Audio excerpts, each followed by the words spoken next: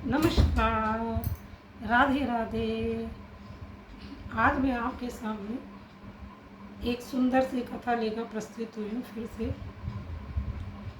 जो जैसा करेगा वैसे ही उसे भोगना पड़ेगा।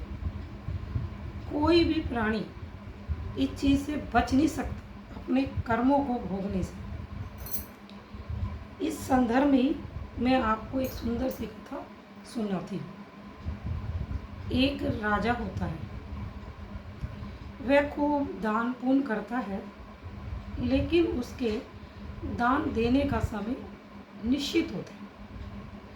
वह दिन के समय तक ही दान करता है और उसके बाद वो दान देना समाप्त कर देता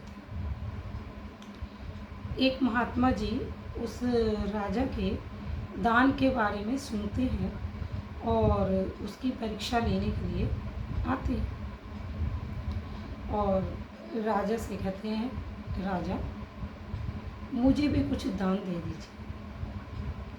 राजा महात्मा जी से कहता है, महात्मा जी दान का समय तो समाप्त हो गया, मैं तो दिन के समय तक ही दान देता हूँ, आप कल आइएगा। महात्मा जी कहते हैं, मैं कल नहीं आ सकता, मुझे जो कुछ देना है दान में आज ही दे दीजिए।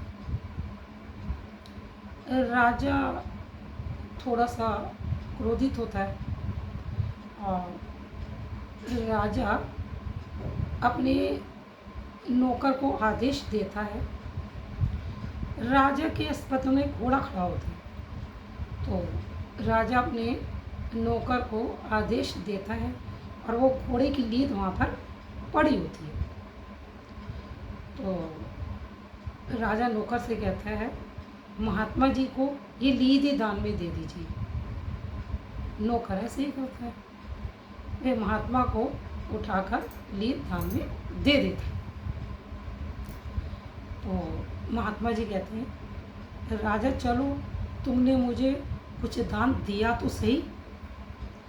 अब वो महात्मा जी उस लीद को ले जाकर अपने आश्रम के बाहर रख देते हैं।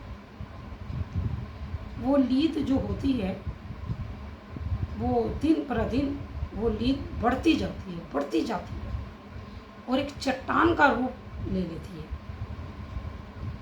थोड़े दिनों के बाद राजा घूमने के लिए निकलता है। वे उसी महात्मा के आश्रम के पास उस लीद से बनी चट्टान को देखता है। वो बड़ा आश्चर्यचकित होता है, तो महात्मा जी से पूछता है लीद से बनी उस चट्टान के बारे में। तो महात्मा जी कहते हैं, मुझे किसी ने लीद दान में दी थी। राजा समझ जाता है, राजा को अपनी बड़ी भूल का एहसास होता है और वो महात्मा जी से कहता है, महात्मा जी ये लीद मैंने ही दान में दी थी, अब इस लीद का क्या होगा। तो महात्मा जी कहते हैं, जिसने भी मुझे ये लीद दी है उसे ये लीद खानी पड़ेगी। राजा आश्चर्यचकित हो जाता है, कहता वे महात्मा जी के चरणों में गिर जाता है, कहता महात्मा जी इससे बचने का कोई उपाय बताओ। तो महात्मा जी इससे बचने का एक उपाय बताते हैं। कहते हैं, तुम एक जवान लड़की को निवस्त्र करके अपनी जंगा पर लेकर एक चौराहे पर बैठ जाओ, लेकिन ध्यान रहे मन में कोई विकार नहीं आना चाहिए। आते जाते लोग जब तुम्हारे इस कर्म की जितनी निंदा करेंगे उतनी ही ये लीद से बड़ी चट्टान कम होती जाएगी। राजा कहता है ठीक है। राजा महात्मा जी की इन्हीं बातों को विचार करता है और ऐसा ही करता है। जितने लोग आते जाते हैं चौराहे पे राजा की निंदा करते हैं कि देखो राजा एक जवान लड़की को निवस्त्र करके अपनी जंगा पर लेके बैठा हुआ है, और जितने लोग उसकी जितनी निंदा करते हैं वे लीद से बनी चट्टान कम होती जाती है। एक दिन राजा सोचता है कि मैं महात्मा जी के आश्रम में जाता हूँ और देख कर आता हूँ कि वह चट्टान कम हुई या नहीं। वे महात्मा जी के आश्रम में जाता है, वह देखता है कि वे चट्टान कम हो गई और केवल उतनी ही लीद बची है जितनी लीद उसने राजा ने महात्मा को दान में दी थी। अब राजा महात्मा जी से पूछते हैं, महात्मा जी ये लीद तो अभी भी बची हुई है, अब इस लीद का क्या होगा? तो महात्मा जी कहते हैं ये लीद तुम्हें खानी पड़ेगी। राजा फिर चरणों में गिर जाता है। राजा कहते हैं महात्मा जी मुझे इससे बचने का उपाय बताओ। तो महात्मा जी कहते हैं इस थोड़ी सी लीद को आग में जलाओ, ये राख बन जाएगी, और फिर इसकी एक छोटी छोटी सी पुड़िया बना लो और रोज़ाना इसे दूध के साथ खाओ। कहने का आशय ये है कि जो जैसा करता है उसे वैसा ही भोगना पड़ता है। राजा को अपने दान पर बड़ा घमंड होता है कि मैं दान करता हूँ, ऐसा करता हूँ। तो उसकी परीक्षा के लिए तो वो महात्मा जी आते हैं।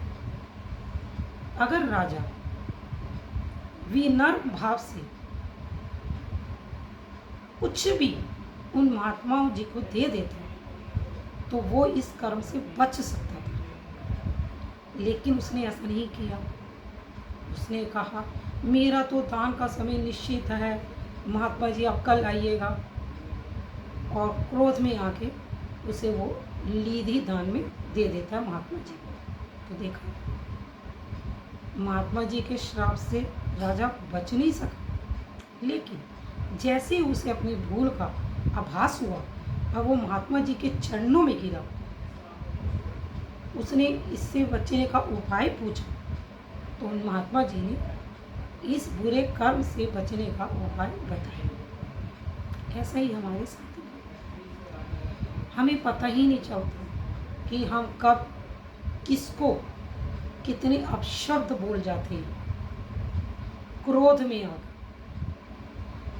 कितनी गालियां दे जाते हैं, क्रोध में आकर, लेकिन इसका परिणाम जब आता है ना, और जब हमें इसका परिणाम भुगतना पड़ता है तो हम पता क्या कहते हैं, हमने तो ऐसा किया ही नहीं था, हमने तो ऐसा किया ही नहीं था। ऐसा नहीं है। भगवान कभी किसी के साथ गलत नहीं करते। तुम दूसरों को जो दोगे चाहे वो शब्द ही क्यों ना हो, तुम्हें बदले में वही मिलेगा। इसलिए सब प्राणियों के साथ प्रेम से रहिए। अगर आप सब प्राणियों में प्रेम बांटोगे तो तुम्हें भी बदले में प्रेम मिलेगा।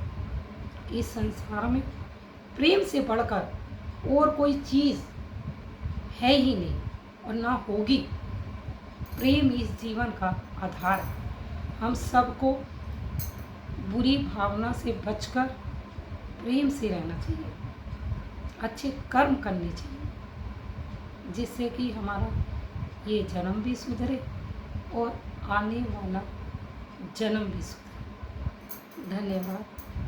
जय श्री कृष्ण।